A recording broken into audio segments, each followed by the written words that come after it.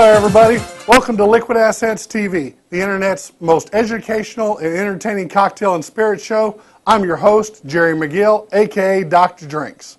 Today, I've got a bunch of friends coming over this weekend for a get-together at my house, swim in the pool and barbecue and that type of thing.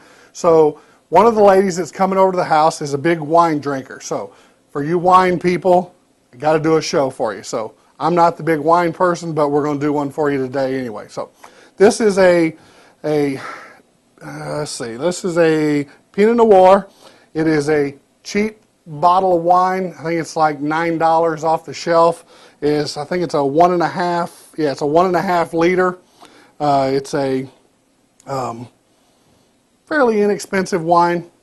You know, it's not too strong. It's just about right. So, but what we're going to do with it is we're going to make somewhat of a sangria out of it with fruit. So let's get started, and I'll show you how I'm going to do this. Since this is going to be relatively short period of time before the outing, and I don't have a whole lot of time to soak this fruit, what I decided to do was I'm going to take a little bit of the fruit, I'm going to put it in a blender, blend it, get it into a puree of some sort. That way I can add it to the fruit, and then we can the flavor will get into the wine a little quicker that way than just having it soak for 2 or 3 days, because I don't have that time frame. So anyway, so what I'm going to do is I'm going to take and pour a little bit of wine in the blender here.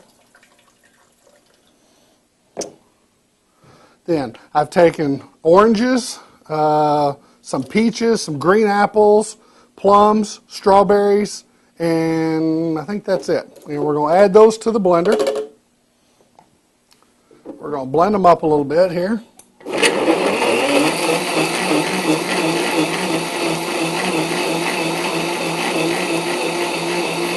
Just to release all the fruit flavor out of them.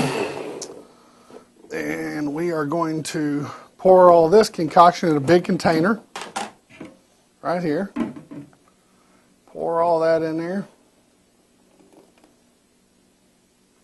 Now, pour a little wine in here to get that out. Get all the fruit out of it. Get it off the sides here without making a mess. Gloria wouldn't be happy with me if I made a mess in here, considering she just cleaned all this up today. So we wouldn't want to make a mess today. So, all right, so pour all that in. Then we're going to take the second bottle and pour it in.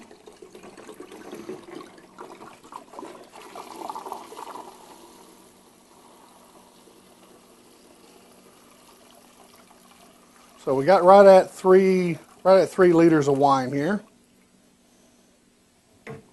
Very simple. This is just a great outdoor, thing that you can do around the, for family get-togethers.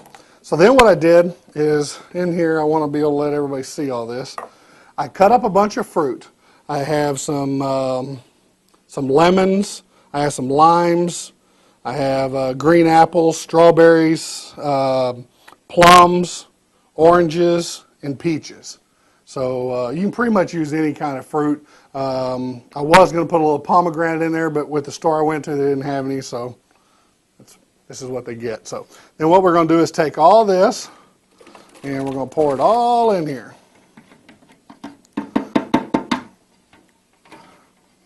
Come on, Mr. Strawberry. That one's mine. All right. Now, what I'll do is I'll take this, and I'll put it in the refrigerator. Probably ought to stir it up a little bit. We'll stir it up a little bit. Then what I'm going to do is set it in the refrigerator and let it soak for about 24 hours. Normally I'd let it soak for a couple of days in the refrigerator so it gets all the fruit flavor out of it. But instead, since I'm short-handed, like I said, we blended it and did it here. So now, with this concoction, because I use the blender to blend it, when I get ready to pull this out to serve it, what I'm going to do is I'm going to pull all the fruit out of it, put it into a separate container again. Then I will strain the wine through a colander, probably a really fine. In fact, I might even use my wife's trusty little coffee filter here. strain it all out and get the sediment that's in the bottom out of it, so when people are drinking this, they don't have all the sediment and the fruit and all that in it. I want the flavor but not the chunks. So that's what I'll do, is I'll probably strain it out. Then once I do that, I will turn around and put the fruit back into the pitcher so it just looks good, and it'll maybe add a little more flavor to it. So anyway, so that's how I make summer sangria for friends that are coming over, and I recommend it highly. If you like wine, I even drink this. It's pretty good. If it's not sweet enough for you, you can add some sugar or some other things to it. If I was going to add some sweetness to this, which I won't, but I would probably use some agave nectar or something like that to sweeten it up a little more naturally. So anyway, summer sangria, that's how you do it. Take it home, try it, make it out, and let all your friends try it, and I think they'll be impressed with you that you actually know how to make some type of sangria. So anyway, remember, you never know when you may see me behind the bar at your neighbor watering hole. Cheers, everybody. Thanks.